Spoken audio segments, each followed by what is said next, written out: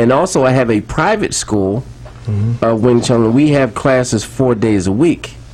And for you all to get in that, for those of you who are interested, you will need to call the store, and we'll leave that number at the end of the station, and ask for information about the Kung Fu class, because we do a screening, because the school, we just don't want anybody in there. It's not commercial. We're not just trying to market it, but, you know, we're there to help you. Well, what kind of things are you looking for?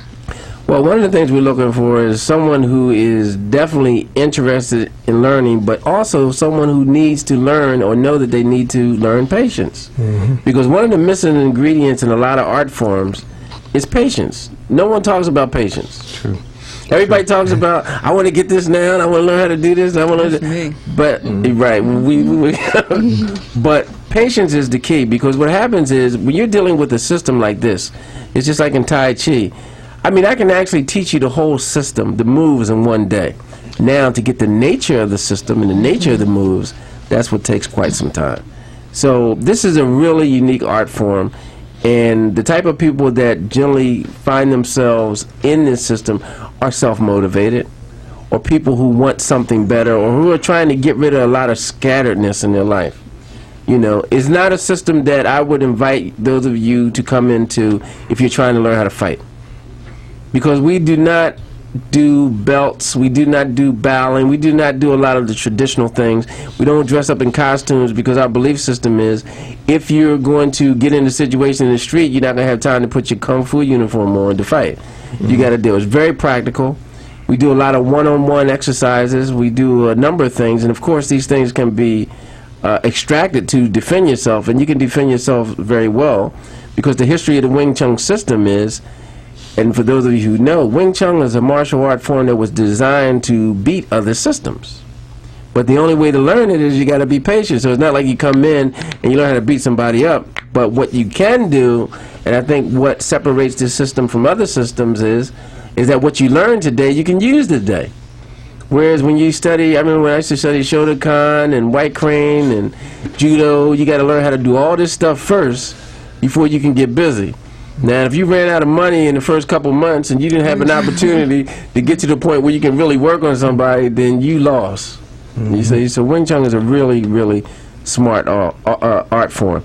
And I want to thank my guests, Sifu John and Sifu Walt, for coming in and speaking to us today, and just to give you all a glimpse of another art form, another way of looking at things. And we take a caller here. We got Timothy in South Philly. Yes, how are you, Brother Wyatt? I'm doing great, my brother. It's a pleasure. You know, I was listening to the program, and I know some people to whom are Wing Chun practitioners, and we were training in Hung Gar together. The brother's name is Hamid. I think he might my work. Kung Fu brother. That's right. Good brother. Yeah, he's a good brother. Him and I and Sifu Rome. Oh, yeah. We all trained together. Excellent. And, you know, I guess I also taken Taekwondo under Ozzy Wright. Sure, okay. And boxed. I was executionist at 62nd and Vine, and I'm 41 years old. Okay. I'm a teenager and things of this nature. Right. But I learned something, and I know that Bruce Lee unfortunately didn't finish the whole system. Exactly. Right, of Wing Chun.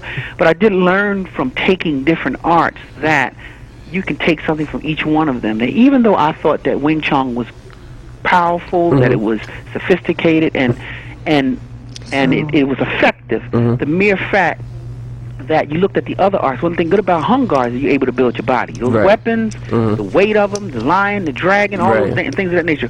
Or if you did the Taekwondo, I mean, it was pretty good. If you would kick fast enough to kick and get your kick out of the way, I mean, somebody catches your kick, you're in trouble. Right. But the other thing is that one thing I did learn about Wing Chun was this, that it was efficient, it was practical. Right, exactly. And, you know, whatever it takes for you to deal with your opponent and defending yourself, it could be worked out. But the other side is one thing that some of those arts did do that Wing Chun didn't do, in my opinion, was the building of the body, which you can always do on the side. And that's one reason why I think Bruce Lee studied Western style boxing. Right, exactly. He studied Ali, Sugar Ray Leonard, people like that, because he thought as though that was also practical when it came to the street. Right. So, I mean, I just wanted to add that, you know, because I'm learning every day. Yeah, you know what I think, Timothy, and you know, and it took me many years to realize this, but not only with Wing Chun and even in the other martial art forms, that the Japanese systems were working for me when I studied Shotokan from the outside in. Right. And the strength that's built up, like in the Wing Chun system, especially with that 1-inch punch. Yes.